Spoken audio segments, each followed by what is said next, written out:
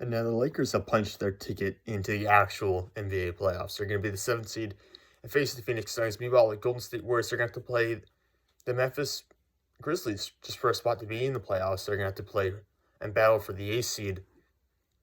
Los Angeles wins 103-100 over the Golden State Warriors. It was a huge shot at the end of the game. Everyone's going to be talking about this. It's going to be on SportsCenter. It's going to be ESPN Top 10. You know what it's going to be. It's going to be the same shot replaying until the next Lakers game, basically. LeBron hits a deep 30-footer pretty much over Steph Curry. Yeah, it's kind of the shot that gives basically the Los Angeles Lakers the lead they have until the end of the game. And that's after he kind of gets hit in the face. The eyes looked a little swollen in the post-game. It wasn't a press conference, but in post-game interview, so it looked like the eye was a little swollen, but obviously not. It wasn't like bloodshot to the point where I think that I've seen worse eye injuries, obviously, but it still might have impacted him a little bit down the stretch there.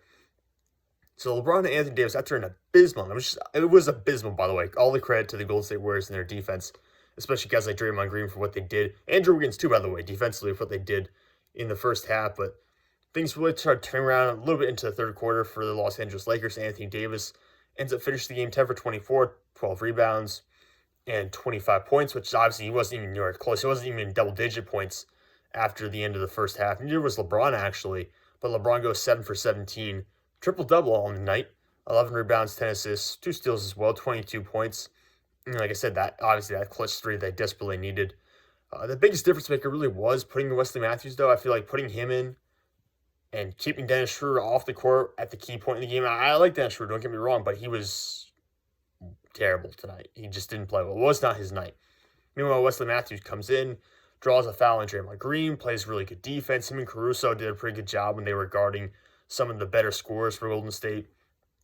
So I think that's really what changed things around. The Lakers, we don't really talk about how good the Lakers are defensively, especially when all their guys are healthy. And they were very good defensively. We saw a lot more of that in the second half. It was there in the first half as well, because the first half, honestly, was kind of sloppy. And it was a little bit of a slugfest in some senses. But we saw more of it in the second half when that offense started rolling as well. And really got to go into the rhythm of the game and get to see that play out.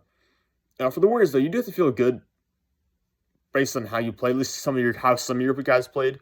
Obviously, starting off with Steph Curry, 6 for 9 from 3. It was not like a dominant night, but 37 points. I mean, whenever you're taking 37 points for granted, you know you're a very good player. So Steph Curry had an awesome night in 41 minutes played.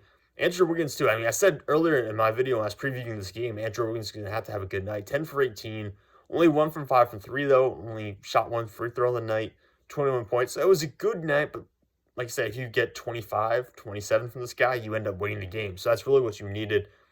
And you didn't have that. Draymond Green only had 2 points, but that's not what Draymond Green's on the court to do. He's for the rebounds, he's for defenses, he's for facilitating.